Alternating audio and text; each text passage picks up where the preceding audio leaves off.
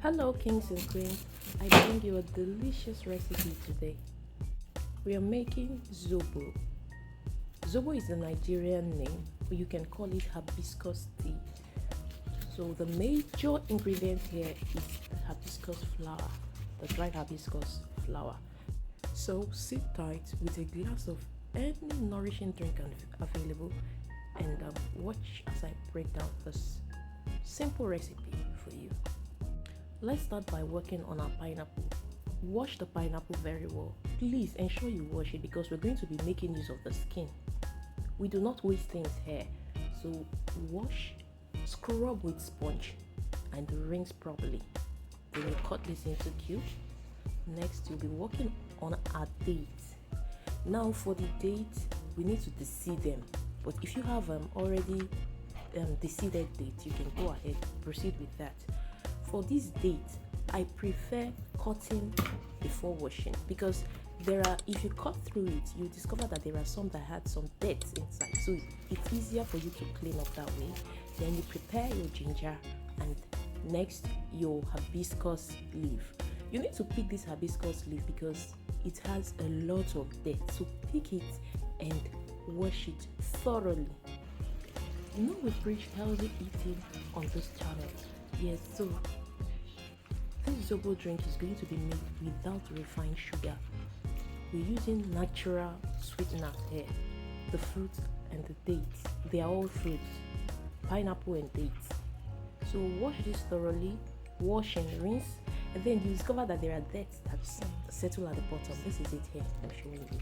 Ensure you wash it thoroughly, please, because you wouldn't want to be drinking a nourishing and refreshing drink and then you feel some tiny particles of sand in your mouth. That isn't what we want. So these are the ingredients we'll be needing: cloves, pineapple, dates, ginger, a hibiscus leaf, and then cinnamon stick. Let's delve into the process now. Pour in your already washed hibiscus leaf into a pot. Go in with your pineapple peel that has been thoroughly washed. Throw in some cloves, for that extra flavor and aroma. Then your cinnamon stick. Now we pour water into the pot and bring it to boil. While that is cooking, let's start working on our sweetness. We're going to be blending our ginger and dates. You blend and then sieve. Yes, because if you don't sieve this, you definitely have particles in the Zobo while drinking. I don't think it would be enjoyable that way. So ensure you sieve. But if you like it without sieving, you can go ahead. Next, we'll be choosing our pineapple. Remember I said we're eating healthy. So all these things are what we use as our sweeteners here.